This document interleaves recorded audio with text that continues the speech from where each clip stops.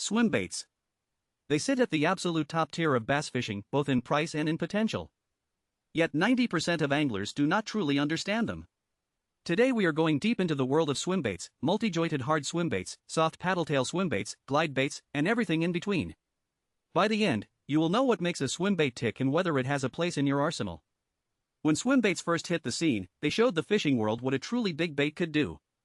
The term swimbait refers to a swimming artificial bait, not just a lure that looks like a fish, but one that moves through the water with a segmented body, a kicking tail, and a buoyancy system designed to replicate the continuous swimming motion of a real baitfish.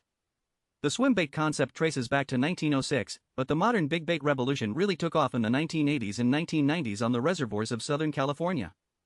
Those big reservoirs were stocked regularly with trout, roughly 20,000 pounds per quarter, and those planted trout became the primary forage for giant bass. That is why early swimbaits did not start small and work up. They went straight to 20 centimeter, even 30 centimeter trout profile baits. The first generation of swimbaits were hand-carved from wood. By the late 1990s, soft plastic swimbaits took over. Soft plastic could deliver a fleshy, rolling body motion with a natural tail kick that wood and hard plastic simply could not match, a much closer imitation of an injured or dying trout. A key concept in swimbait fishing is ROF, or rate of fall. Early swimbaits were mainly cast out and slow-rolled. As materials and manufacturing evolved, swimbaits began to feature ultra-slow sink rates and suspension technology. Now swimbaits can systematically cover the surface, the mid-column, and the bottom. The technique evolved from a one-dimensional slow retrieve into a targeted approach along structure, docks, grass lines, and define ambush routes. So what exactly is a swimbait? The English term swimbait refers to any artificial lure whose primary fish-attracting action comes from a swimming, fish-like motion. The core characteristic is not size, and it is not whether the bait has joints. The defining trait is that it swims through the water like a baitfish. Swimbait categories are typically broken down like this. Hard multi-jointed swimbaits feature 2, 3, or more body segments that articulate to produce a swimming motion. These excel in clear water, open expanses, and along shallow flats. Soft paddle-tail swimbaits are the most common and affordable category. The tail design generates high-frequency vibration on the retrieve and can be rigged on a jig head, an underspin, a belly-weighted hook, or a Texas rig. Large trout-imitating swimbaits are the traditional big bait profile. These are realistic trout replicas, usually 10 to 12 inches long, with a slow, subtle tail kick that suspends in the water column. Most reputable brands still hand-make these, which is why they carry a premium price. Glide baits are single-jointed hard baits that sweep side to side in a wide, S-shaped glide rather than swimming forward. The fundamental difference is this: a jointed swimbait swims, while a glide bait glides. A glide bait's motion looks more like a wounded baitfish that has lost its rhythm, sweeping wide in big lateral arcs. Glide baits are arguably the most versatile and highest ceiling category within the swimbait family. Now let us clear up some common confusion. You have probably seen those multi-jointed baits with a diving lip up front. Those are not glide baits, they are jointed minnows or jointed swimbaits. The lip makes them swim, not glide. A good simple rule: one joint equals a glide bait, multiple joints equal a swimbait. But the real diagnostic is the action. A single joint swimbait has a tight, compact motion, just the tail swings, and the bait's forward trajectory stays relatively straight. That is a swimming action. A single joint glide bait sweeps wide to the left and right in a dramatic S-curve, that is a gliding action. Multi-jointed swimbaits also trace an S-curve, but it is tighter, finer, more serpentine, closer to a snake. The glide bait's S-curve is wider, slower, and has more of a sweeping, thrown quality to it.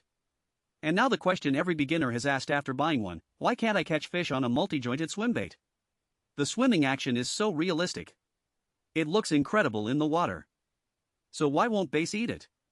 Here is the counterintuitive truth. A multi-jointed hard swimbait produces a smooth, continuous, fluid swimming motion. To the human eye, it is gorgeous. It looks exactly like a healthy, normal baitfish cruising along. But here is the problem: a healthy, normal, steadily swimming baitfish is not necessarily what a predator wants to attack. Most predatory fish are triggered far more readily by erratic signals: a sudden direction change, an abrupt stop, a burst of speed, a sideways dart, a brief upward or downward lurch. An injured, disoriented, fleeing baitfish gives the fish a clear attack window. The multi-jointed swimbait is almost too perfect. It lacks those tells. The segmented body transmits energy joint by joint, so the action is continuous and the rhythm is incredibly steady. That steady, predictable swimming cadence will get followers, absolutely, but it does not always trigger a commit. The bass will tail the bait, study it, decide whether it can catch it, decide whether there is a moment of weakness to exploit. And once the base gets close enough, its vision breaks the illusion. A glide bait, by contrast, has a single joint. On a slow retrieve it walks a wide S-path. Give it a short twitch and it darts to one side. On the pause, it suspends, slowly sinks, or rocks in place. To a bass, that reads as a big baitfish that is injured, that turned, that just exposed a vulnerability. That pause, even half a second, is the attack signal. In real fishing situations, many bass will follow and watch but will not chase over any real distance. The critical factor at that moment is not how natural the bait's swim looks, it is whether you can make the bait stop in front of the fish, even for just half a second.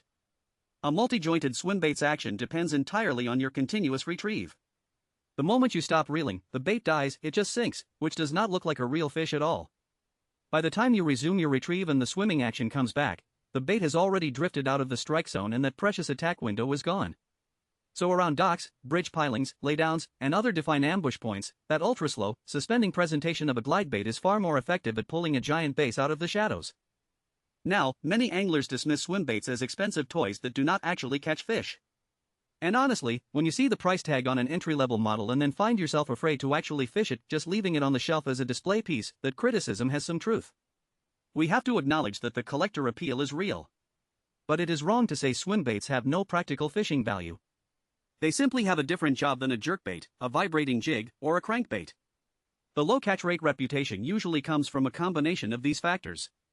First, size filters out 90% of the fish.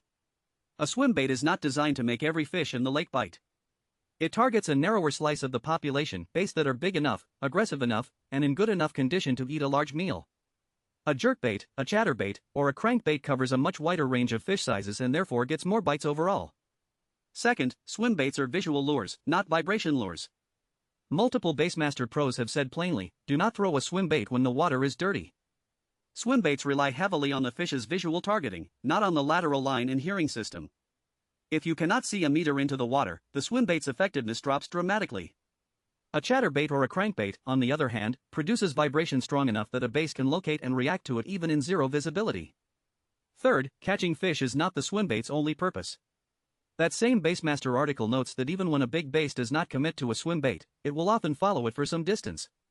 The angler can use that follow to locate the fish, then follow up with a weightless Senko or a drop shot to seal the deal.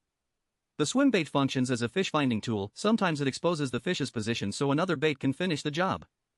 Fourth, big swimbaits require a precise alignment of conditions, the right depth, the right angle, the right distance, the right speed, the right weather, the right fish mood.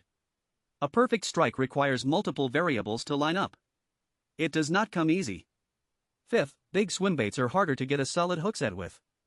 Even with two oversized treble hooks, the bait's large body does not get fully engulfed like a jerkbait or a chatterbait.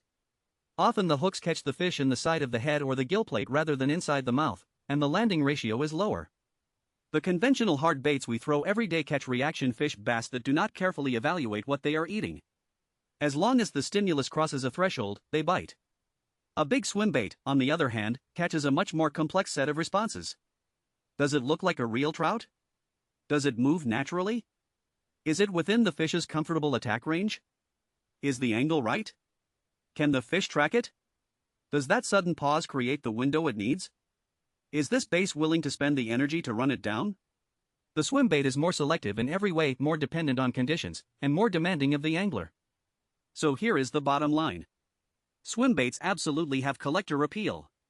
The visual impact is enormous, the strikes are unforgettable, and there is genuine artistry in their construction. If you treat a swimbait as a magic bullet that will fill the boat, it will disappoint you. But if you think of it as a tool for targeting giants, and as a window into bass behavior, it is incredibly valuable. A swimbait is less a fishing lure in the traditional sense and more of a specialized big fish instrument. If swimbaits have caught your curiosity and you want to add one to your arsenal, save this information and review it before your next trip. Drop any questions about swimbait fishing or bass fishing in general in the comments below. Tight lines.